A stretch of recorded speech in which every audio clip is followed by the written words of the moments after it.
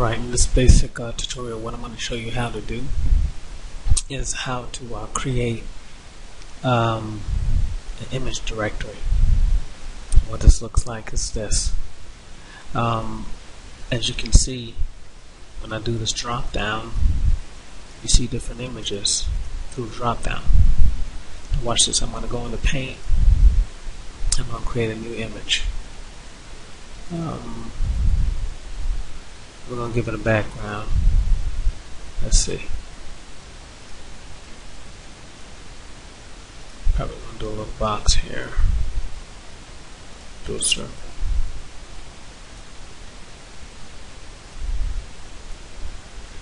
And we're going to save it as you can see, I got it saved under images, and I'm going to save it as a JPEG.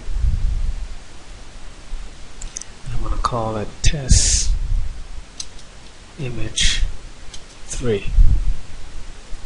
And what happens now is when I come right here into the VB code and run this process, as you can see, that very image that I created is now in that box. You see that? So let's talk a little bit about the code. There's also something else I wanted to do. Let's see here. We're going to go ahead and insert a module, and we're going to call it sub open form editor.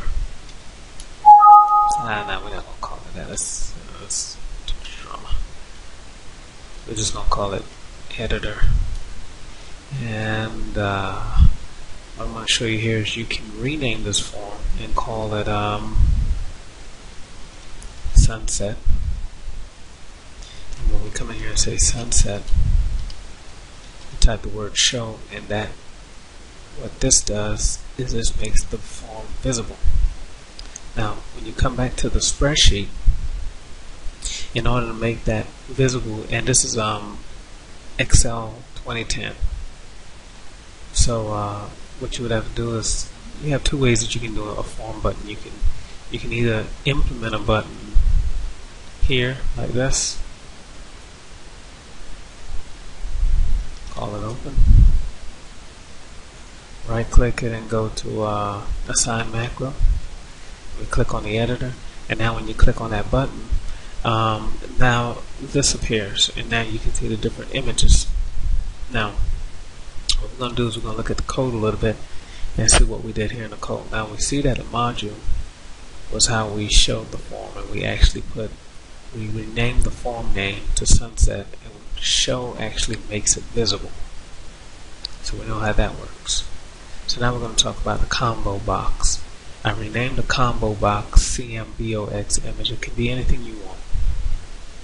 And then when I double click on here, the code that I put in here is image one.picture equal load picture, and you put this in between there for the value. And what this does is this allows the drop down to call that image in the directory. Alright, so we understand how that works. This is called image 1. This is where it looks to put the image when you activate the pull down.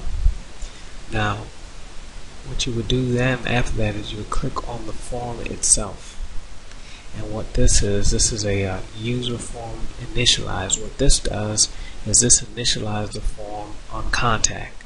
So when the form opens up, everything initialized under this platform. And here it is.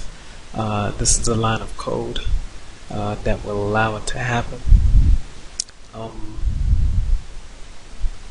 What I'm going to do is I'm going to line by line, you see here, you got this is the image type. This will create the image type, use any naming convention. This is the path. You can name this whatever you want to. In this particular case, under my company, I named it Hall Enterprise Path. You give it the C drive or whatever drive you want to call it, the path of the drive, which in this case I got it under C images. This is redundant here, the Hall Enterprise LLC. This is where it will search for the file type. So whether it's a bitmap or whatever it is that you wanted to search, it will search for this. and by putting an asterisk on either side, it looks for every file that's in there, and it does that while doing some basic calculation here.